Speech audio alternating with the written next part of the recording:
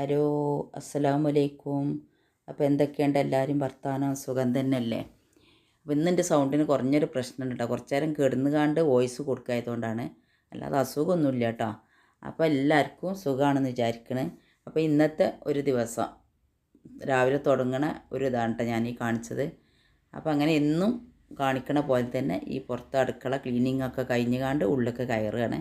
അപ്പോൾ ഇന്ന് ഞാൻ പുട്ടാണ് ഉണ്ടാക്കാൻ പോണത്. പുട്ടിനിപ്പോൾ എന്താ അത്ര ആവശ്യമെന്ന് വിചാരിക്കും. അപ്പോൾ നെല്ലുത്തേരില്ല, നമ്മൾ റേഷൻ പീടിയിൽ നിന്ന് കിട്ടണ അത് രാത്രി ചുടുവെള്ളത്തിലിട്ട് വെച്ചതായിരുന്നു. അപ്പോൾ ചുടുവെള്ളത്തിലിട്ട് വെച്ച് ഒരു അരമണിക്കൂർ കഷ്ടിച്ച് അരമണിക്കൂർ, അത്ര കറക്റ്റൊന്നും വേണ്ട, ആ വെള്ളം ഒന്ന് ഊർന്ന് പോകുന്നത് വരെ ഒന്ന് കൊട്ടക്കൈയിൽ ഊറ്റി വെച്ച് അതിന് ശേഷം ഉപ്പും ഈ അരിയും കൂടി ഇട്ടുകാണ്ട് ഒന്ന് പൊടിച്ചെടുക്കുക കേട്ടോ. അങ്ങനെ പൊടിച്ചെടുത്തിട്ടുണ്ടെന്ന് വെച്ചെങ്കിൽ നല്ല പുട്ടായി കിട്ടും. അപ്പോൾ അങ്ങനെ പൊടിച്ചെടുക്കാൻ വേണ്ടിയിട്ട് പോവുകയാണ്. അപ്പോൾ ഇതിലേക്ക് ആവശ്യത്തിനുള്ള ഉപ്പിട്ട് കൊടുക്കുക. അപ്പോൾ ഞാൻ 2 ട്രിപ്പായിട്ടാണ് പൊടിച്ചെടുക്കുന്നത്. അപ്പോൾ 2 ട്രിപ്പിക്കും വേറെ വേറെ തന്നെ അതാതൊക്കെ ആവശ്യത്തിനുള്ള ഉപ്പാണ് ഇട്ട് കൊടുക്കുന്നത്. ഇങ്ങനെ ഞാൻ ഇത് പത്തിരി ഉണ്ടാക്കാറുണ്ട്. അത് കട്ടിപ്പത്തിരി നല്ലോണം തേങ്ങ ഇട്ടുകാണ്ട് ഉണ്ടാക്കലുണ്ട്.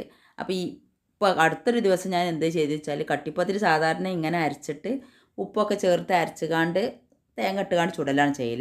ഇവിടെ അടുത്തൊരു ദിവസം ഞാൻ ഇങ്ങനെ അരക്കണിയിൽ കുറച്ച് ചോറും കൂടി ചേർത്ത് അരച്ച്, അധികമില്ല, കുറച്ച് ചോറും കൂടി ചേർത്ത് അരച്ച്, അപ്പോൾ നല്ല ടേസ്റ്റ് ഉണ്ട് എന്ന് പറഞ്ഞിട്ടമ്മ. ഞാൻ രാവിലെ അധികം കടി തിന്നാത്തതുകൊണ്ട് എനിക്ക് വലിയ കടീൻ്റെ ഒരു ടേസ്റ്റും ഇഷ്ടമൊന്നുമില്ല. പൊതുവേ ഒരുവിധം ഭക്ഷണത്തിനോടൊന്നും വലിയൊരു താല്പര്യമില്ല. ഉണ്ടാക്കണുണ്ട് വിചാരിച്ച് കണ്ട്. അപ്പോൾ അത് നമ്മളെ ഫ്ലാസ്ക്കൊക്കെയുള്ള വെള്ളം റെഡി ആകുന്നുണ്ട് ഇവിടെ. അപ്പോൾ അതും നമുക്ക് ഫ്ലാസ്ക്കൊക്കെ ഒഴിച്ച് കൊടുക്കണം. അതുകൊണ്ട് ഇതാ നല്ല വെണ്ണം ഒന്ന് പൊടിഞ്ഞിട്ടുണ്ട്, നല്ല സൂപ്പറായിട്ടുണ്ട് കേട്ടോ. ഇത് നമ്മളെ പുട്ടുപൊടിയൊക്കെ നല്ല ക്ലിയർ ആയിട്ട് കിട്ടിയിട്ടുണ്ട്. അപ്പോൾ ഇത് കുറച്ച് കൂടുതൽ സമയം ഒന്ന് വെന്ത് വരണം. അപ്പോൾ അത് പുട്ടും കുട്ടി നമ്മൾ സാധാരണ ചുടുന്ന പോലെ തന്നെ ആണ് നമ്മൾ ചുട്ടെടുക്കൽ. പക്ഷേ അത് നമ്മൾ പെട്ടെന്നൊന്ന് വെന്ത് വരില്ല എന്നാണ്. പക്ഷേ നല്ല സോഫ്റ്റ് ഉണ്ടായിരുന്നു കേട്ടോ പുട്ടുപൊടി ഇങ്ങനെ ചുട്ടതുകൊണ്ട്. പിന്നെ പൊടിച്ചെടുക്കാനും പറ്റും. എളാമ പറഞ്ഞ് എൻ്റെ ഉമ്മാൻ്റെ ഒരു അനിയത്തി അവർ ഇങ്ങനെ പൊടിച്ച് വെച്ചേക്കാണ്. അപ്പോൾ ഞാനതും കഴിച്ച് നോക്കിയിട്ടില്ല. അപ്പോൾ എനിക്കിങ്ങനെ തിന്നിട്ട് ഞാനൊന്ന് ഒരു ടേസ്റ്റ് നോക്കി, കുറച്ച് നല്ല ടേസ്റ്റും ഉണ്ട്, അതേമാതിരി തന്നെ നല്ല സോഫ്റ്റും ഉണ്ട്. അപ്പോൾ ഞാനെന്താ ചെയ്തത് വെച്ചാൽ, കുറച്ച് കൂടുതൽ സമയം നമ്മൾ സാധാരണ പുട്ട് വേവിക്കണമെങ്കിൽ കുറച്ചും കൂടി കൂടുതൽ സമയം ഇത് ആവിക്ക് വെച്ച് കൊടുത്തിട്ടാ. എനിക്കൊരു പേടി, ഇനി വെന്തൊക്കെ എന്താണെന്ന് അറിയില്ലല്ലോ വിചാരിച്ച്. അപ്പോൾ രാത്രി നമ്മൾ കിടക്കുന്ന സമയത്ത് കഴുകിയിട്ട് ചുടുവെള്ളത്തിലിട്ട് വെച്ച് കൊടുത്താൽ മതി. എന്നാൽ പിന്നെ രാവിലേക്കൊക്കെ നല്ല സോഫ്റ്റായിട്ട് കിട്ടും ചെയ്യും. പിന്നെ ആ വെള്ളം നമ്മൾ ഒഴിവാക്കും ചെയ്യൂലേ. അപ്പോൾ അങ്ങനെയാണ് നമ്മൾ പുട്ടിൻ്റെ ഇത് റെഡിയാക്കി എടുക്കൽ. അപ്പോൾ ഇന്ന് ഞാൻ ഒരു ചോറ് റെഡിയാക്കണം വിചാരിച്ചു. കാരണം ഇന്നലത്തെ ബിരിയാണിയാണ് കേട്ടോ. അപ്പോൾ ഇന്നലെ നമ്മൾ പുറത്തൊക്കെ പോയ കാരണത്താൽ അത് കഴിച്ചിട്ടില്ലായിരുന്നു. അപ്പോൾ അതിലേക്ക് കുറച്ച് മസാലയും കൂടി റെഡിയാക്കി എടുക്കാമെന്ന് വിചാരിച്ചുകൊണ്ട് വെച്ചൊക്കെയാണ്. അപ്പോൾ നല്ലൊരു വെറൈറ്റി ചോറും കൂടി നമുക്ക് ഇതിൻ്റെ അടിയിൽ റെഡിയാക്കി എടുക്കാം. നല്ല ടേസ്റ്റ് ഉണ്ടായിരുന്നു ഈ ചോറ് വെച്ചപ്പോൾ. അപ്പോൾ ഇതിൻ്റെ മുന്നേ ഞാൻ 2 ബിരിഞ്ചികൾ എന്നുള്ളൊരു ചോറ് ഇട്ടിരുന്നു. ഏകദേശം അതേപോലെയൊക്കെ തന്നെയാണ്. അപ്പോൾ ഒരു 3/4 കിലോ ഇറച്ചി, ഒരു 2 കരിവേപ്പിൻ്റെ ഇല, 4-5 പട്ട, അതേമാതിരി ഒരു നുള്ളു ഉപ്പും ചേർത്തിട്ടുണ്ട്. 3-4 കറാമ്പൂവ്, അതേപോലത്തെ 3-4 കറാമ്പട്ട, കുറച്ച് വലിയ ജീരകത്തിൻ്റെ പൊടി, കുറച്ച് കുരുമുളക് പൊടി, കുറച്ച് ഗരം മസാലപ്പൊടി, അതൊക്കെ കുറേശ്ശെ ഇട്ടാൽ മതി. പിന്നെ 2 മാഗി ക്യൂബ് ഉണ്ട്, ഒരു നുള്ള് കളറും കൂടി ചേർത്ത് കൊടുത്തിട്ടുണ്ട്. അത് ഓപ്ഷനിലാണ് കേട്ടോ. കളർ ചേർക്കുക കുറച്ചുകൂടി ഒരു ഭംഗിക്ക് വേണ്ടി. പിന്നെ ഒരു 5-6 പച്ചമുളക് ഇട്ടിട്ടുണ്ട്. അപ്പോൾ പിന്നെ അതൊക്കെ നിങ്ങൾക്ക് എത്ര വെച്ചാൽ എരിവിനനുസരിച്ച് ഇട്ട് കൊടുക്കുക. പിന്നെ മല്ലിൻ്റെ ഇല നല്ല അത്യാവശ്യം ഒരു പിടി തന്നെ ഇട്ടിട്ടുണ്ട് കേട്ടോ. അത് അത്യാവശ്യം മല്ലിൻ്റെ ഇല ഇട്ടാൽ നല്ലൊരു ടേസ്റ്റും കൂടിയാണ്. പിന്നെ അതിലേക്ക് സൺഫ്ലവർ ഓയിൽ വേണം. അപ്പോൾ അതും കൂടി ഒഴിച്ച് കൊടുക്കുക. അത് 3/4 കപ്പ് സൺഫ്ലവർ ഓയിലാണ് എടുത്തിട്ടുള്ളത്. അപ്പോൾ അതും കൂടി അതിലേക്ക് ചേർത്ത് കൊടുക്കുകയാണ്. പിന്നെ 2 തക്കാളി കട്ടായിട്ട് അരിഞ്ഞതും, ഒരു വല്യുള്ളി.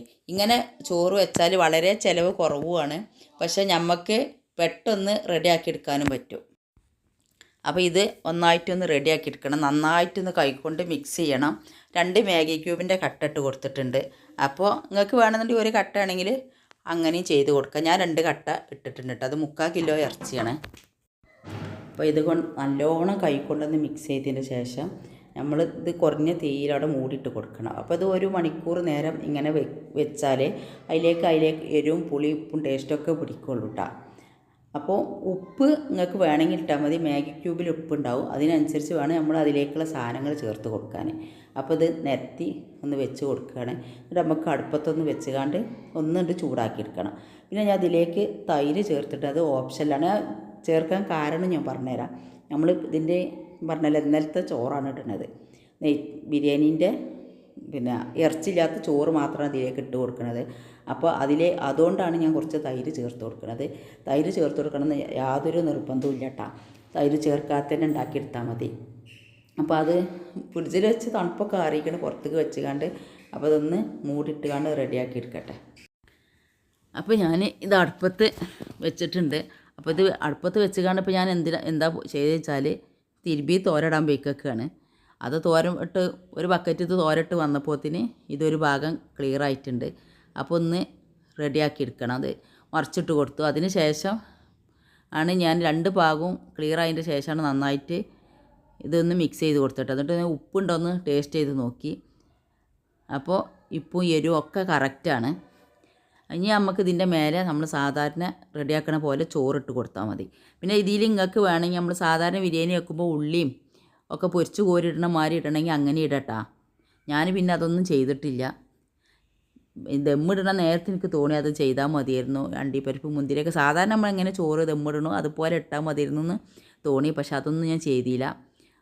അപ്പോൾ ഇനി പറഞ്ഞിട്ട് കാര്യമില്ലല്ലോ. അപ്പോൾ ചോറ് അതിലേക്ക് ഇട്ട് കൊടുക്കുകയാണ്. അപ്പോൾ ഇതിൻ്റെ മേലെ ഒന്നായിട്ട് തന്നെ ഇട്ട് കൊടുത്തു. നമ്മൾ ഉള്ളിയൊന്നും റെഡിയാക്കാത്തതുകൊണ്ട് പിന്നെ അതൊന്നും ഇല്ലല്ലോ. അപ്പോൾ ഇനി ഉള്ളി പൊരിച്ച ഒരു ഇതില്ലാച്ചാലും കുഴപ്പമില്ല വിചാരിച്ചുകൊണ്ട് ചെറുനാരങ്ങൻ്റെ നീരും അതേമാതിരി ഗരം മസാലപ്പൊടിയൊക്കെ ഒന്ന് ഇട്ട് കൊടുക്കുക ചെയ്തത്. നമുക്ക് ഉള്ളി പൊരിച്ചതും കൂടി ഉണ്ടായ ഒന്നും കൂടി നല്ലതായിരുന്നു. അപ്പോൾ ഈ ചോറ് നല്ലൊരു ടേസ്റ്റാണ്. ഇത് ഞാൻ ഇതൊക്കെ ദമ്മൊക്കെ ആക്കിയതിൻ്റെ ശേഷം അരമണിക്കൂർ നേരം ചെറിയ തീയിൽ ഗ്യാസുമ്മൽ വെച്ചു. എന്നിട്ട് അത് ഒരു 3/4 മണിക്കൂറും കൂടി കഴിഞ്ഞതിന് ശേഷം തുറന്നുകൊണ്ട് ഒന്ന് ഇളക്കി നോക്കണം കേട്ടോ. അപ്പോൾ അതിലേക്ക് ആവശ്യത്തിനുള്ള ഗരം മസാലപ്പൊടി, കുരുമുളക് പൊടി വേണമെങ്കിൽ അതും ഇട്ട് കൊടുക്കുക. പക്ഷേ ഞാൻ ഗരം മസാലപ്പൊടി മാത്രമേ ഇട്ട് കൊടുക്കുന്നുള്ളൂ. 2 ടേബിൾ സ്പൂൺ നെയ്യും കൂടി ഒഴിച്ച് കൊടുക്കുകയാണ്.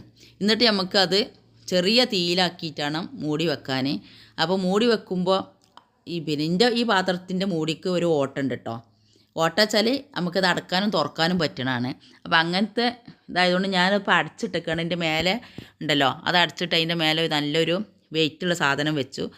അപ്പോൾ ഒരു 3/4 മണിക്കൂറൊക്കെ കഴിഞ്ഞ് തുറന്ന് നോക്കിയതാണ്. ദമ്മിടലൊക്കെ കഴിഞ്ഞ് 3/4 മണിക്കൂർ കഴിഞ്ഞാൽ. അപ്പോൾ നല്ല സൂപ്പർ ചോറാണ്. അപ്പോൾ അടുത്തൊരു വീഡിയോ ആയി വരുന്നത് വരേക്കും എല്ലാവരോടും അസ്സലാമു അലൈക്കും. എൻ്റെ ചാനൽ ആദ്യമായിട്ട് കാണുന്നവരാണെങ്കിൽ സബ്സ്ക്രൈബ് ചെയ്യുക. അതിൻ്റെ കൂടെ കാണുന്ന കുഞ്ഞു ബെല്ലിലേക്കൻ ക്ലിക്ക് ചെയ്യുക. എന്നാൽ ഞാൻ ഇടുന്ന വീഡിയോകൾ അപ്പോൾ നിങ്ങൾക്ക് ലഭിക്കുന്നതാണ്. ലൈക്ക് ചെയ്യാനും മറക്കരുത്.